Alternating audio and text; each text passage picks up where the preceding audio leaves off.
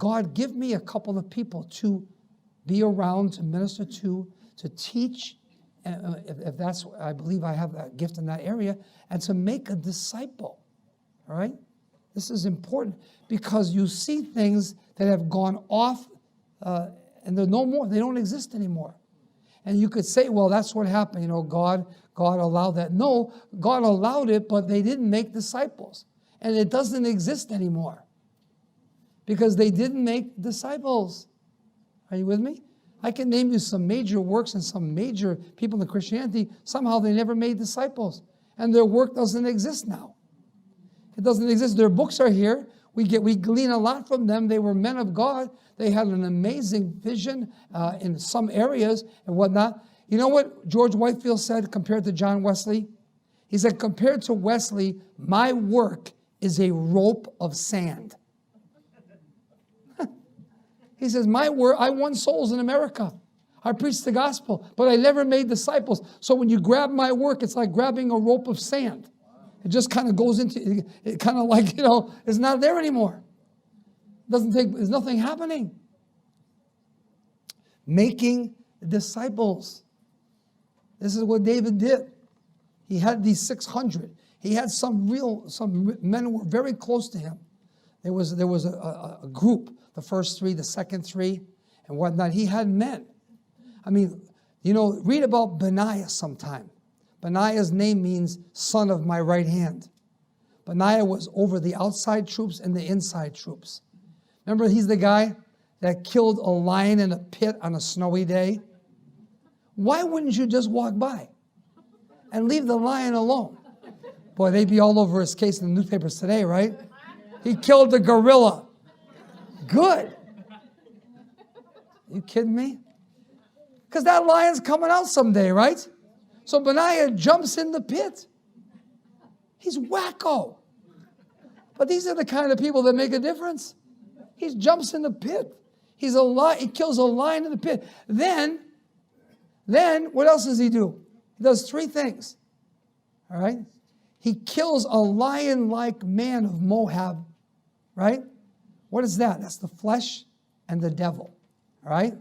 He kills two lion-like men of Moab. Then he takes the spear out of an Egyptian's hand, the world, and kills him with his own spear.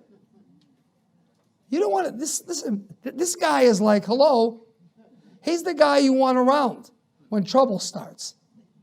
Hello? Not somebody's going to run for cover. I'm out of here, These are disciples, all right? Where are we meeting? Oh, we had that property, we don't have it anymore. So, who cares? So, one day, and there was no more Lennox, no more birds, no more trees, no more green grass. It's just over. And Pastor just drives his car to Baltimore, some old Cadillac. But disciples, right? It wasn't about making properties. It's about making what? Disciples. Disciples. And so we are here in this class tonight because Dr. Stevens made what? Made disciples. Ministered and made disciples. And this is so vitally important. Acts 20 verse 4, Paul traveled with 10 men. What was he doing for all those years? He was traveling with men. And if you read the history of these men, Tychicus, Trophimus, Luke, Aquila, and Priscilla, read their Christian history. They moved with him for 3 years. Acts 20 verse 4. Ezra had 17 men in Nehemiah 8, standing on 8 on one side, 9 on the other, when he was opening the book. Who were those men? They were who was Ezra's father in the faith? Jeremiah. Jeremiah made disciples. Hello? Are you with me? This is something that just doesn't seem to hit Christianity today. It's like, I'm going to do the work, and when, that's it. What about the next 100 years? If the Lord tarries, when the Lord's coming back. Oh, you hyper-spiritual, foolish, prophetic application person. You have no idea what's going on. How do you know? They say that, oh no, there's no time to make disciples. These are the last days. The heck are you talking about, What? You make disciples until the rapture, right? In Nepal, you're making what? I forgot all about you people here. I don't have a left eye. A disciple only needs one eye. One eye is enough. That's why God gave you two if you lose one. Making... I have a left eye that doesn't see and a right ear that doesn't hear. Over here I can't hear you, over here I can't see you. Stay in the middle. It's good for me. As long as I'm not dizzy, I might still fall down. Oh, make disciples. And this is important. 2 Timothy chapter 2, we said it this morning. Training faithful men who are able to teach others, train others. All right? Who was Moses' disciple? Joshua. Moses, my servant, is dead. Rise up and go into this land. Every place the sole of your foot touches, I've given to you. Joshua, and by the way, do you know why the book of Judges came? Because Joshua's elders never made disciples. Joshua made disciples, they were elders, but look at Joshua 23, you'll see they stopped. And this is what happens in some places. People just stop. They just stop. And they can give you all kinds of reasons why.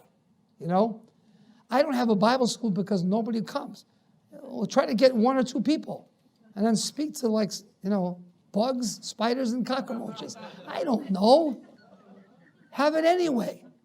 I'm going to have Bible school. I'm going to sit in front of a television or a VCR in Africa, wherever I am, and I'm going to watch Pastor Stevens. And if I'm the only student, that's the way it is. Hello? That's not reasonable. Who told you to be reasonable? Be ridiculous.